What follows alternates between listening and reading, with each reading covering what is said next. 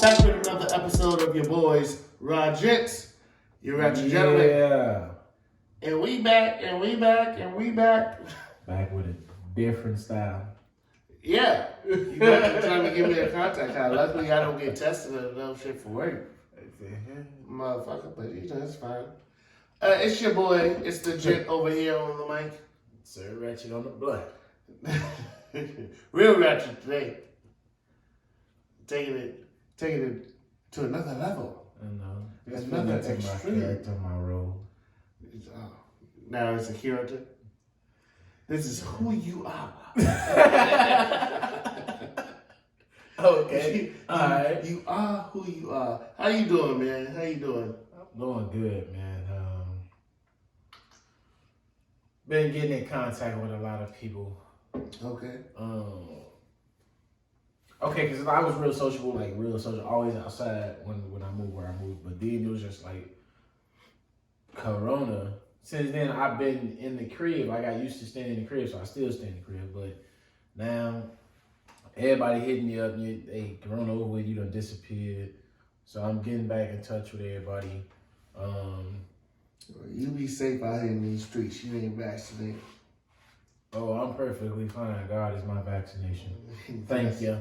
He done got me through it, and he gonna continue to. All right. I'm just saying. But nah, it's just like, no, phone calls. I ain't really visited nobody because I like the comfort of my home. There's no reason for me to leave my home. But other than that, business ideas, investments, stuff like that. Yeah. Just living life, taking their time. Yeah, you know what? Same on the business tip. I was looking up some options for some funding and some capital for both, not just RaGents, but my events RaGents. So we'll talk about that offline. But me personally, man, I'm working on cloud 9 at the moment. I am. I'm not even gonna lie. I am walking on cloud 9. I'm not even gonna speak on why I'm walking on cloud 9. If he ain't gonna say nothing, I ain't gonna say nothing because I was just gonna say something. I'm not gonna say you about to irritate me. Hey, look. Look, watch this. When the views go up on this show and everybody start watching us from 1 to the end, this nigga don't know what fucking this nigga. Hey. Then y'all gonna have to see what I go through. Shut up. I don't appreciate it. Y'all gonna have to see what I go through. Lord Jesus. Listen, man. Life is funny. And yeah, your life got too many curveballs for me, brother. You said too many. I throw a fast food, a 100 pitch, something man. else. Look, Yo, man, shit, yeah, man. You gotta be able to hit the curve. That's how you get successful in the game, you know? That's baseball talk. But yeah, outside of my love life, work is cool. We just got through our busiest weekend probably of the year, and I'm just looking forward and just trying to continuously move forward, and then trying to do things professionally outside of the main job and my networking things and my social things. You know, I'm trying to look. Anytime I'm not working on the weekend, I'm living my best life. The problem is, I have a caviar taste on like a hero's budget. And I've been that ain't even a blowing money. You one of them little hood restaurant budgets. Hey man, no, I ain't that. I'm not on that budget. I know like, oh, you ain't hit that the ramen noodle budget? No, I'm not on the ramen noodles budget. You know, I can afford to support myself. You know, I'm not struggling out here. You know, I got groceries in the freezer. However, I need to start cooking those groceries and stop ordering food and going out for brunch and shit. Brunch is expensive. Brunch will run your pockets dry, boy. Hey, look, I'm putting together a speed dating service for myself, so ladies, please apply. A speed dating service I'm for ready to yourself. go ahead and have somebody in the crib. Ignorant. I do have an idea for an event like that, so we'll talk about that later. All right. Not for you, but like a speed dating event. Anyway. moving forward, man. Moving forward. There's some things in pop culture that we got to talk about, man. There's some things that's been happening. Yes. The first thing that I've been want to talk about. We're gonna start with the Olympics, man. And after the Olympics, so we talked about it earlier that Sha'Carri Richardson wasn't able to run in the Olympics because she tested positive. You know, for the weed, she tested positive for it, and everybody was up in arms about it. The Olympics was doing some very anti-black things in a lot of people's opinion. But specifically with her, she finally had a chance to run a race with most of the people who were in the Olympics. In the Olympics, the Jamaicans won both gold, silver, and bronze. And so she had the chance to compete with everybody she would have competed against. And when she finally competed, she came in dead last. Dead last. And I will say this was one of her slower times, right? This was not, she didn't run her best race, but when you haven't been competing for, 2-3 months, that's almost expected. But some people just had so much to say. Okay. I know where you're finna go with this. Go ahead. But it's it's two other things I just pointed out, you know what I'm saying, just hit me before we get to that part. Now, because of the fact that she haven't competed in so long doesn't mean she's not racing. She's not, mentally training herself, you know what I'm saying? When you are a runner, you always mentally running, you know what I'm saying? So, a lot of people don't say that's no excuse. As a runner, when she's not on the track, she should be running. When she's on the track, she's running. You know what I'm saying? And I understand it. There's also that point you just made, you know what I'm saying? Maybe she was, you know what I'm saying, a little feeling some type of way because she couldn't get to compete in the actual Olympics, you know what I'm saying? So she's probably a little down and, you know what I'm saying, all right, cool. That's from either side.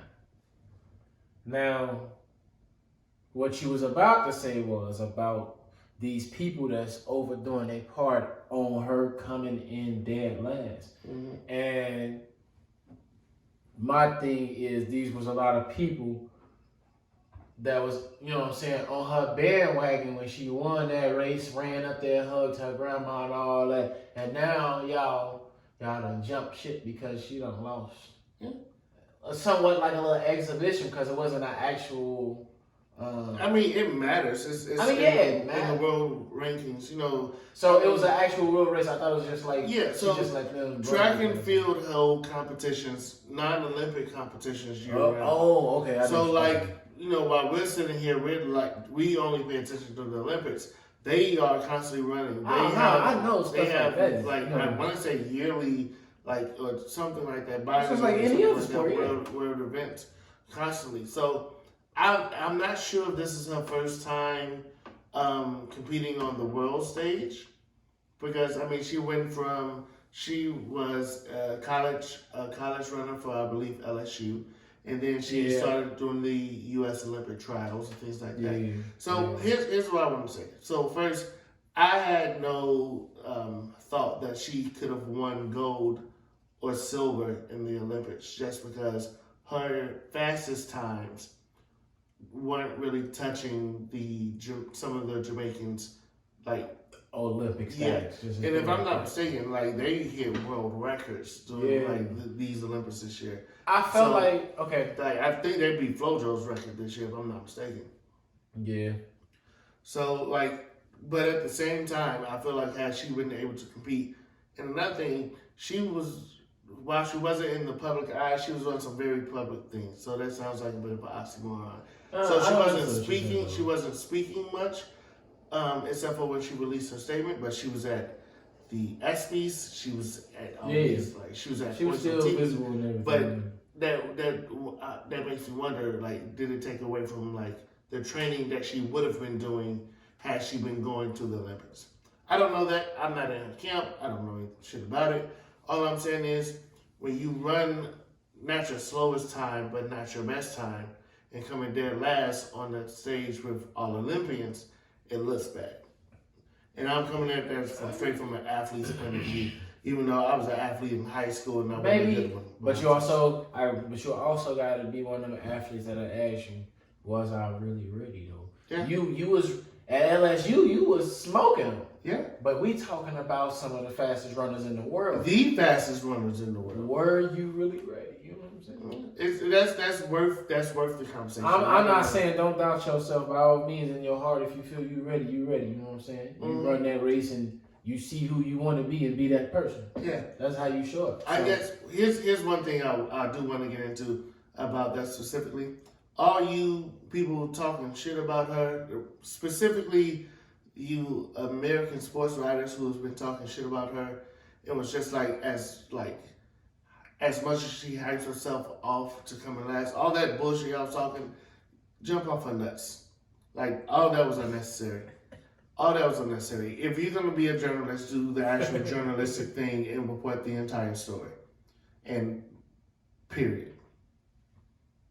I'm done with that shit. All right. That. So, from one Olympics to another, because this damn Hood Olympics is something else. Have you seen this damn crate challenge? Yeah, you can't help but You can't miss it. Motherfuckers breaking their back on some crates. Hey, let me tell y'all something. Y'all will follow any motherfucking thing. Nothing about that looks interesting to me. At first they had what looked to be, and I'm gonna be very honest. At first they looked like they were had crackheads doing it or something like that. And now, first of all, that's some old shit. That's really old. But for y'all to be doing that shit now, and niggas I'm talking about, bro, niggas in the hood, dumb, y'all breaking y'all back. One of my for likes on the internet. One of my boys is a EMT. And they set up a Hood Olympics and they called a paramedic to be on site just in case.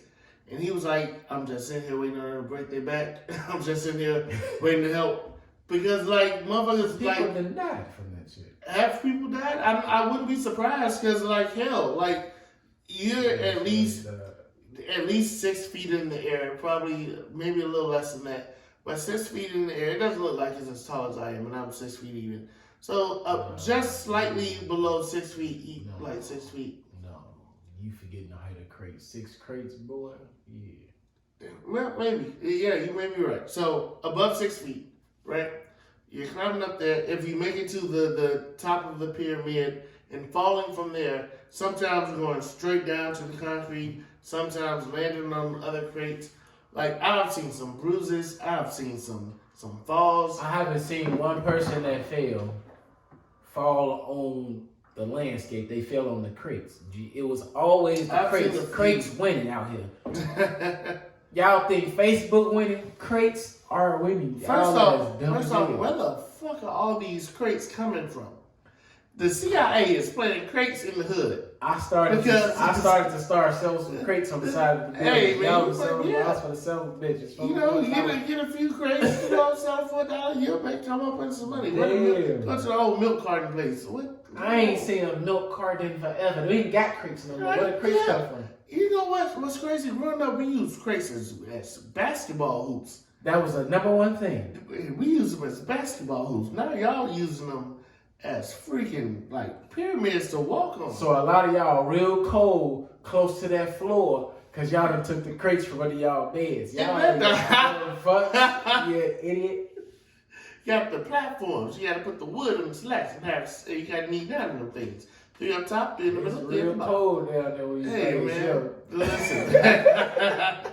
You know what really irritates me today? As we're filming this, I look down at my alma mater, my proud University of Illinois. I don't even want to claim the black people down there having a hood challenge in the middle of the quad in front of all those white people. Why? Your mama didn't send you down there to get that good education to do that in the middle of the quad? Hey. Let's not go that far. Listen.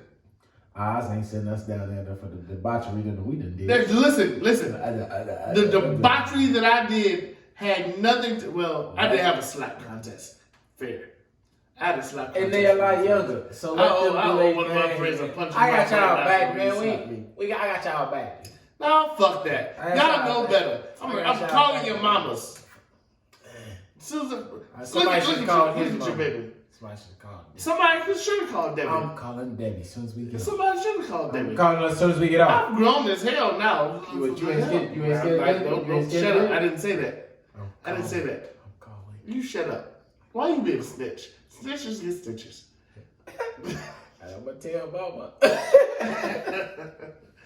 All right, man. Moving on, man. Some more controversial topics. R. Kelly. He is on trial at the moment. He has been on trial for, I can't think of all of his charges, but it's for rape, it's for sex with underage girls, it's for forging the paperwork. But it has been quite interesting, some of the things that's been coming out about R. Kelly during this trial. The pastor that married him and Aaliyah spoke on the stand.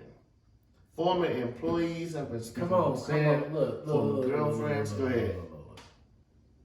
You already know how I feel about this. I already felt some type of way about the women waiting for so long, and it's not even It's not even about the women that's speaking out because you're a victim, and you know what I'm saying. I don't know what that's like. I can't speak on that. What I want to speak on is those who waited for the women. Dude, if you knew something like that, why it take for all these women to come out, bro? Come on, what are you doing? Yeah, I mean, that is a good point. Honestly, I think more you than R. Kelly married him to an underage girl. Like, he spoke on that to his knowledge. He was a pastor. He was older. He didn't know who R. Kelly nor Aaliyah was. Is it possible?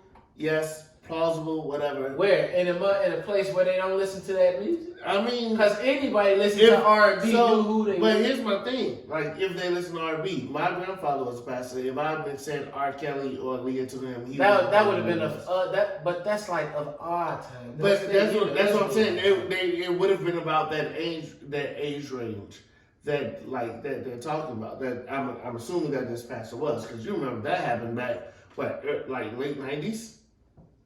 When that happened? Yeah, because Aaliyah passed away. Aaliyah died in 2001. Yeah, I remember. So that marriage would have happened, 3 or 4 years before that? So you talking 98, 97? So that would have been sometime, I would have been 7 or 8, depending on when that actually happened. So, and I'm 31 now. So old enough to remember. Yeah, but at the same time, nobody, I didn't know what was going on back then around those things. But there were people around that did. My point is, do I think R. Kelly should be going to jail? Yes, I do. R. Kelly, from all accounts and purposes, assuming everybody who's talking about it at the moment is telling the truth, should be buried under the jail. However, he shouldn't be the only one. There should be some parents who took some payoffs. There should be some security guards who kept their mouth shut, some managers, some team members. Check this out. If you allowed yourself to be in that situation, said nothing, I think you should be going to jail with him. Not as long, because he did the crime. No, hold on. Let me check. That's how I see it, as just as a person right now, just from me and who I am and how I feel about all this sickness and shit like this. I believe it's true. It's been in the media for way too long. Yeah. I hate the fact that it took this long for it to come out. But I just because if it had happened earlier, then it'll be a lot less victims. Have you seen the I think it was Survivor R. Kelly was that documentary? Have you seen it? The very first case that came against R. Kelly was 91. And they settled it, signed an NDA, but the very first accusation about him happened then. And he was still able to build a career and have a career and things like that. watching that documentary taught me one thing and one thing only. There were a bunch of adults, there were a bunch of grown ass people that allowed this to happen knowingly and said nothing. So that's why, like you mentioned, very briefly, you touched on like some of the women who waited for a while. Yeah. Honestly, I'm not sure if all of them actually waited. They said things, it was just covered up, and the media decided not to talk about it because he was one of the biggest superstars in the world. They decided not to go at it as hard as they I mean, should. you can look at it that way too. You can look at it that way too. Because it didn't happen to a bunch of little white women. They didn't. Because you see what happened to, what's the man they said hung himself? Not Epstein. Is it Epstein? Yeah. Yeah, Epstein. Yeah, he was like in jail or something? Yeah, they said he hung himself in jail. There's some speculation around that, but that's not my business. But some very powerful men were sleeping with very young white girls, little white girls. And they finally got him, but it took some very powerful men to make that happen. So, very similar circumstances, except for if R. Kelly gets off scot-free, I would not be surprised because our justice system is fucked up. I don't know, man. Yeah, I mean, hell, Bill Cosby got out of jail on a technicality. And he admitted to drugging bitches. I mean, I don't know. I just don't want to. That conversation is an entanglement. That's what that is. Because it's certain things I feel just ain't black and white, and I don't know. You know, I think we had this conversation before, but it's like trying to get rid, like, is it possible to cancel the person but keep the art, right? Because R. Kelly is having a problem. Come on. Selling his catalog at the moment, right? So it's just like, you can still find his music on basically every streaming service.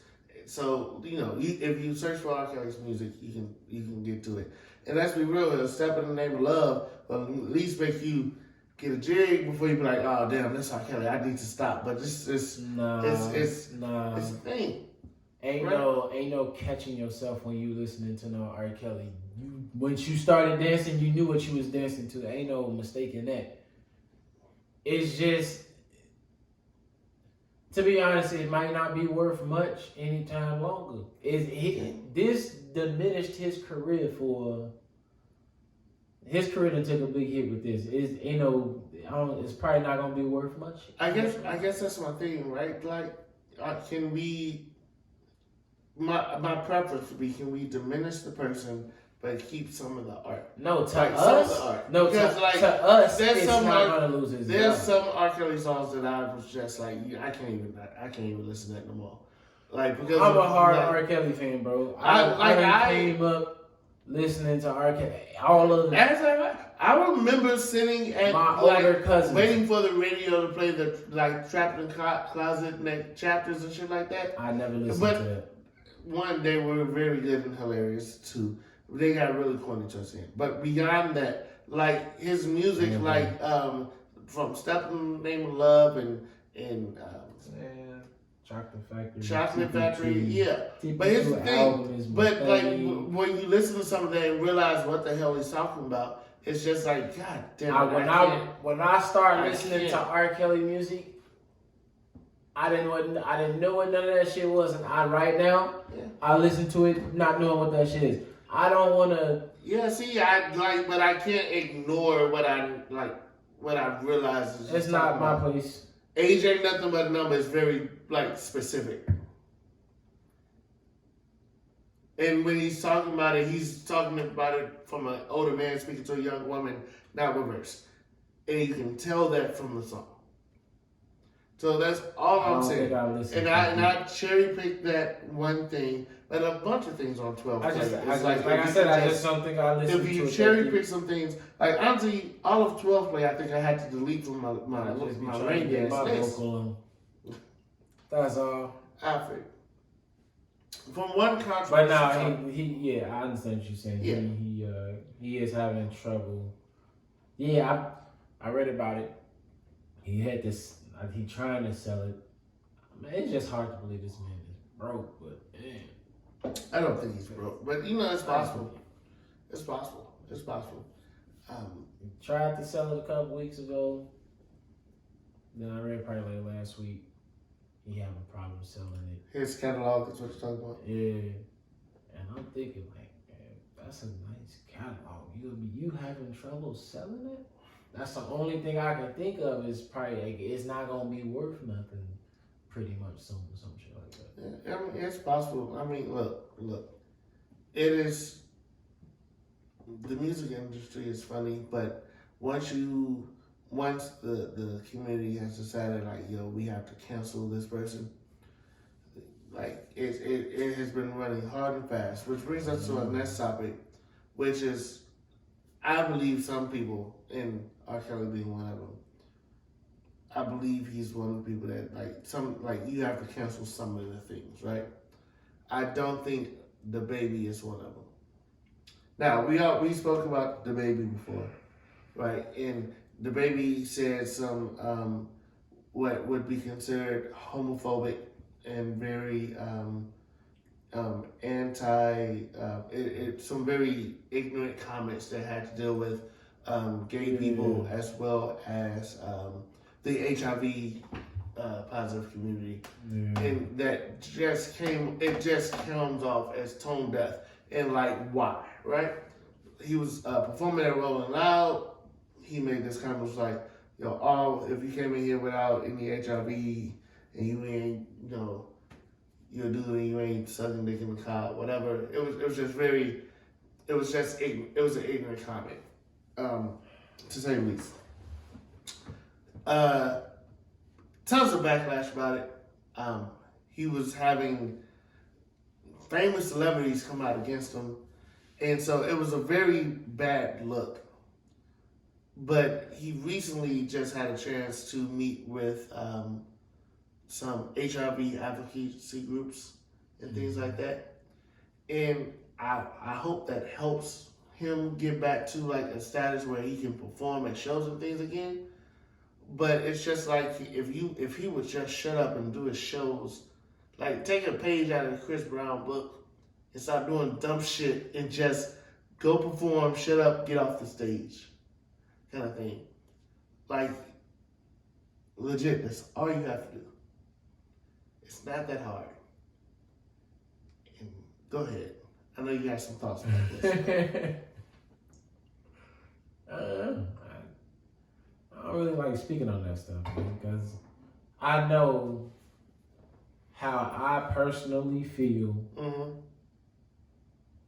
but I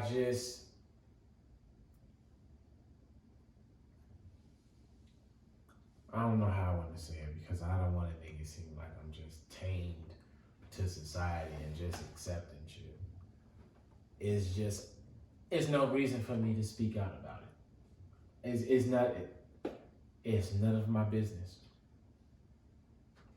Okay. So that's the perfect way to say it. It's none of my business.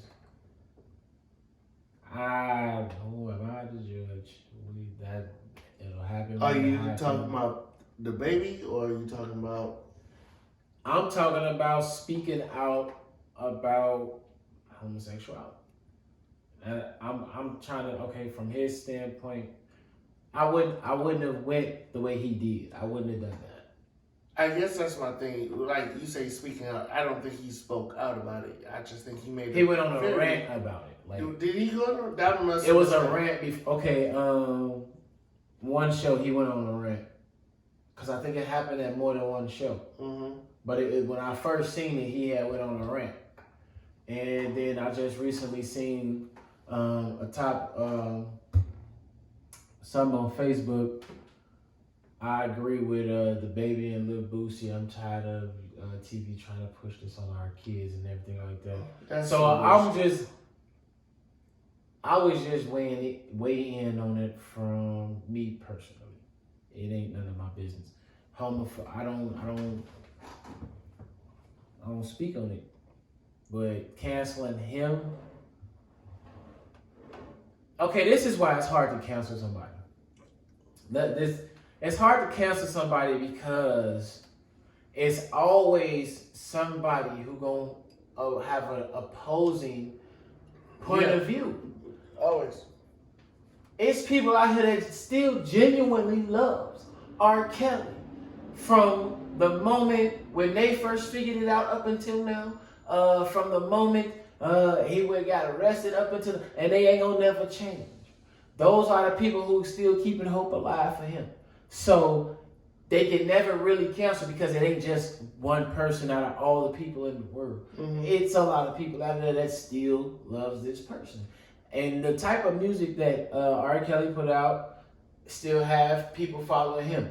It's the type of music that the baby put out that's still gonna have people who follow him. They gonna always be loyal fans. Just like the Barbs and all of them, it was some of them who fell off the wagon, but it was still those who stayed on the wagon. You're gonna always have fans that agree with you and don't agree with you. You're gonna have the ones that don't agree with you leave. But then you're gonna gain some who start thinking on the same idea you did. You know what I'm saying? It's just I am not, we're not disagreeing here, but I come at it in a different light to an extent, because I don't believe I've changed my stance on like canceling people, right? I feel like some people should I'm putting the baby and R. Kelly in two very different camps, right? Okay. The baby, and for that matter, Boosie, who I spoke on and whatever. So I put them in one camp. Ignorant, have some views that I think are homophobic and messed up and has nothing to do with them. I wish they had the "it's none of my business" mindset about it, but they don't. So because they're vocal about it, in order to prevent people from being harmed by their vocalization, I feel like we need to be vocal back against them. But that's different, right? That can be canceled. Yeah. R. Kelly is a predator, and it needs to be dealt with. So those are two very different camps for me, right? And in order to justify my thinking about it, I have to have these boxes of how I deal with not just them, but for everything. And the reason why I say that is because you say like, oh yeah, the baby or R. Kelly's peeps, there are still people who support them and still have their back. I remember R. Kelly had people marching like through the city like in support for R. Kelly. My problem is what happens when it turns from R. Kelly to President Dumbass Trump, and the January 6th insurrection happens and they storm the Capitol. Because that's literally that's the extreme, but it's the same thing. Like, you allow somebody to do a bunch of dumbass shit for so long and just allow people to continue to believe all the dumbass shit, and then they are still showing support of him in spite of that dumbass shit, and then they take it too far. So that's my point. It's been women who accuse R. Kelly, they receive death threats. It's been serious things that has happened to them. They can't find real jobs. All these things. That's a consequence of them coming out and speaking the truth, their truth. Whether they're actually speaking the truth or not, I don't know, but most of, if not all, seem very truthful and factual. That's my point, right? There is a way to be able to, be like, I'm not going to allow everyone to just, have a detriment by what they've done in the past. That's the baby and badass. I'm not going to allow them to be completely canceled by what they said. But those actions, when things that at this point you can damn near verify. Everybody knows there's a fake marriage license for R. Kelly. Well, not fake. There's an actual marriage license. I said no. That is definitely real. It was. But the paperwork was for, so it's illegal because she wasn't. It's illegal, but it's a document. That's verifiable evidence. Yeah. So that's different from someone just speaking words. And yes, they're ignorant. But the thing is, I believe that those things need to be called out and checked. And you can't let. But okay, but if they're on different playing fields, then you judge them on the playing field as they are. Is that the worst you can do in either one of them in their playing field. R. Kelly, yeah. That's the worst thing you can do is be out here touching little girls and doing. Assuming that's actually. Well, yeah. Allegedly. Allegedly. I'm trying to protect us legally. Allegedly. We ain't got the money. Touching on young women. Yeah, that's the worst you can do as big as you are as an artist. Is the baby speaking out on, ranting about it's a lot of letters. LGBTQIA plus, I believe is what it's called. Yeah, I just seen it and I couldn't remember it. I am so sorry. You know, but here's the thing, like exactly what is he speaking out on, right? Like what I've been, but you gotta think about it. He's speaking out from him. That's the way. Okay, you gotta think about who he is. He's, you know what I'm saying. He's been allowed. He came out loud. Always been loud throughout his career. Loud and boisterous. Yeah. Yes. So his deliverance is gonna be who he is. It can be offensive a lot of times. A lot of times I be saying like, "Dang, that nigga ain't got no heart, bro." You know what I'm saying? Type of thing. And you know what I'm saying? It can use some work, but yeah. I'm not saying excuse him because of who he is. I'm not asking and I'm on the side of not counseling him, right? I'm on the side of counseling him and helping and trying to help him work through that situation. However, I'm not someone when someone does something very ignorant, you have to combat that ignorance. You can't just allow it to happen and just expect things to get better. And so, if I'm going to speak out against former President Trump, if I'm going to speak out against the right-wingers who are doing all this terrible things to our Constitution, if I'm going to speak out about those things, if I can't check my own community, then who can I check? Right?